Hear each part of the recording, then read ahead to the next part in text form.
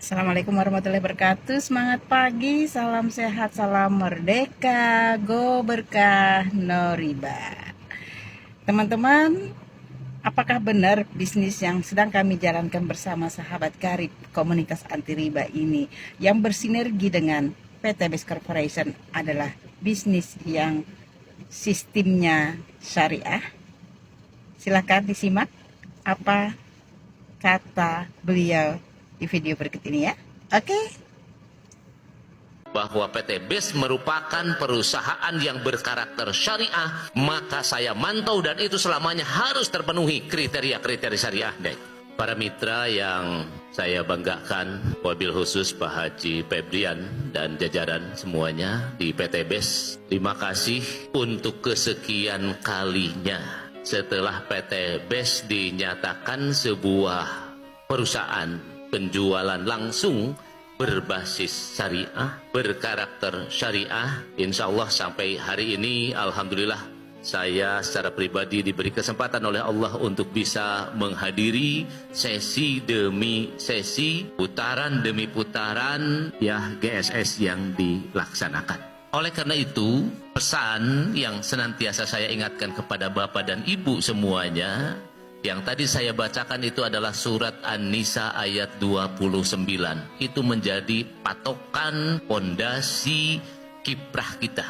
Tidak boleh kita makan dari materi, harta, apapun ya di kita uang, itu yang dihasilkan dengan cara yang batil. Itu yang tidak boleh. La ta'khulu amwalakum bainakum bil batil. Gak boleh itu.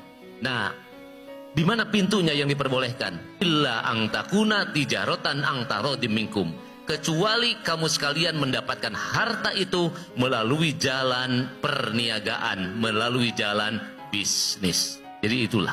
Nah, oleh karena itu, maka PT BES itu sudah berada di jalan yang benar. Ya, PT BES sudah berada di jalan yang benar. Di mana itu? Tijarotan ang tarodim minkum. Sebuah bisnis, sebuah perniagaan yang dilakukan oleh Bapak dan Ibu semua itu untuk mendapatkan rezeki yang halal. Setuju? Oke. Satu itu.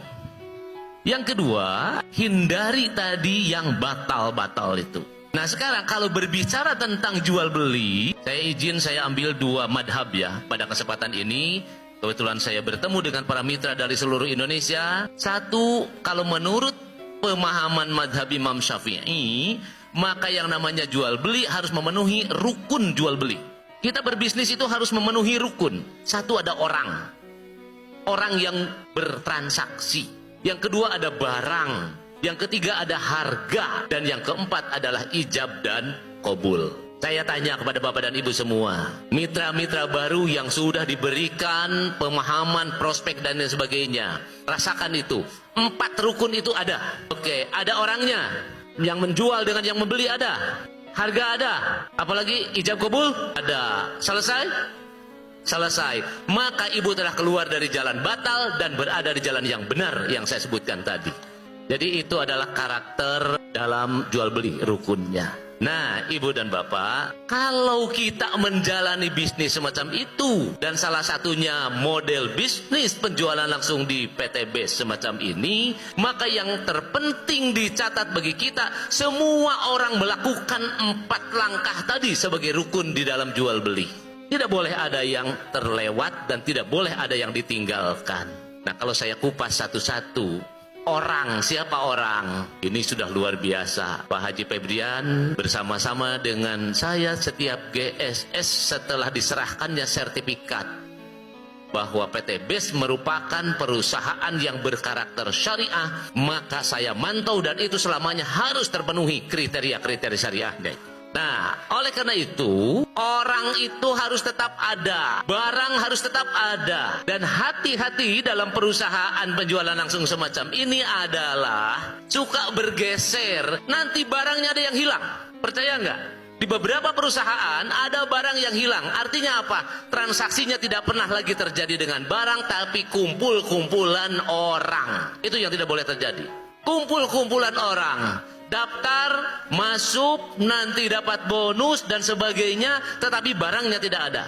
Itu yang tidak boleh terjadi. Oleh karena itu saya senantiasa mantau dari mulai rame PTBS ini untuk menghemat bahan bakar sampai kemarin yang ramai itu adalah eco farming, saya mengikuti itu. Artinya barang penjualan itu tetap ada, ya.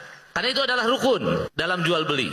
Nah, oleh karena itu harganya juga ada, jelas, tidak boleh diumpetkan. Oleh karena itu harga itu harus menjadi patokan di dalam transaksi. Kalau tidak ada harga dan sebagainya, nanti bisa terjadi kekacauan di dalam transaksi jual beli, maka itulah yang menurut Imam Syafi'i batal jual belinya. Nah, Bapak dan Ibu para mitra PTBS yang saya banggakan, rawat itu dan terus jalankan di PTBS itu. Nah, oleh karena itu sekarang berbicara orang, ya. Kalau contoh di dalam madhab itu, kalau Imam Syafi'i, siapa orang itu yang bertransaksi? Bisa anak kecil, bisa orang gila, bisa orang mabok, bisa orang dalam tekanan dan sebagainya. Kira-kira begitu kalau kajian fikih. Kalau anak kecil jual beli sah enggak? Kira-kira gitu ya. Tapi kalau di PTB saya melihat orang ini penting menjadi acuan dan perhatian kita bersama. Kenapa? Karena level itu akan naik terus. Level Bapak dan Ibu akan naik terus. Untuk menghalalkan dan menjamin keberkahan, bonus, penjualan dan lain sebagainya itu akan menjadi harta yang Bapak Ibu miliki, dan supaya berkah itu, maka semuanya adalah harus berkontribusi dalam bentuk pekerjaan. Itu yang terpenting bagi kita orang itu. Artinya apa? Tidak boleh ada orang yang menikmati bonus, menikmati penghasilan tanpa kerja. Dan saya mohon kepada Pak Haji Febri, itu tidak boleh terjadi di PTBS. Ya, tidak boleh PTBS.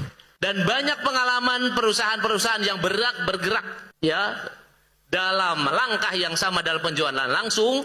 Kalau dari kecil